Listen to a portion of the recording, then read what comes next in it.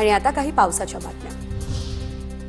सोलापूरमधील जुना पुना या नाक्यावरील पुलावरून व्यक्ती वाहून गेला। पाण्याच्या प्रवाहामध्ये सतीश शिंदे या चालकाने रिक्षा घातल्याने चालक वाहून गेला। मध्यरात्री नाल्यावरील पुलावरती प्रचंड पाणी वाहत असताना रिक्षा चालकाने पुलावरून गाडी नेण्याचा प्रयत्न केला।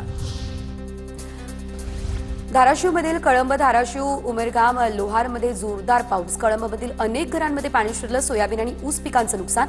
पंचनामे करून तातडीने नुकसान भरपाई देण्याची शेतकऱ्यांची मागणी। मुसळधार पावसामुळे बीडमधील अनेक गावांचा संपर्क तुटला। बीडच्या नवगड, राजुरी, करवंडी राष्ट्रीय महामार्गावरील डोंगरी नदीला पूर, त्यामुळे आता राष्ट्रीय महामार्गावरील वाहतूक ठप्प। छत्रपती संभाजीनगरमधील पैठणच्या हर्षी शिवारामध्ये ढगफुटी सदृश्य पाऊस। तूर, मका, कापूस, सोयाबीनची पिकं पाण्याखाली। शेकडो हेक्टरवरील पिकात पाणी शिरल्यानं शेतकऱ्यांचं मोठं नुकसान। कुरण, पिंपरीगाव आणि पैठणचा संपर्क तुटला।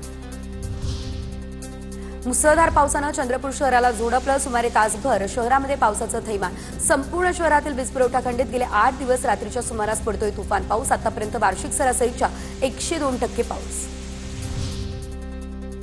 चंद्रपूरमधील वर्धा नदीच्या पुरात अडकलेल्या मजुरांना सुरक्षित बाहेर काढण्यात यश। तर म्हातारदेवी गावाजवळ नदीपात्रामध्ये तिघांनी अख्खी रात्र नदीमध्ये काढली आणि त्यानंतर सुटका।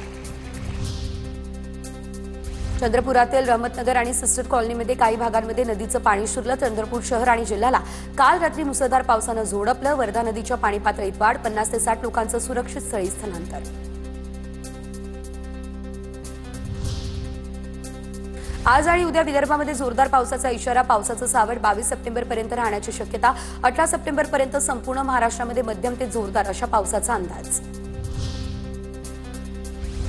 पुणे शहरासह डोंगरमाथ्यावरती आणि धरणांच्या परिक्षेत्रामध्ये पावसाची हजेरी। खडकवासला धरणातून मुठा नदीपात्रामध्ये 2968 क्युसेकने पाण्याचा विसर्ग। नदीकाठच्या नागरिकांना सावध राहण्याचा इशारा।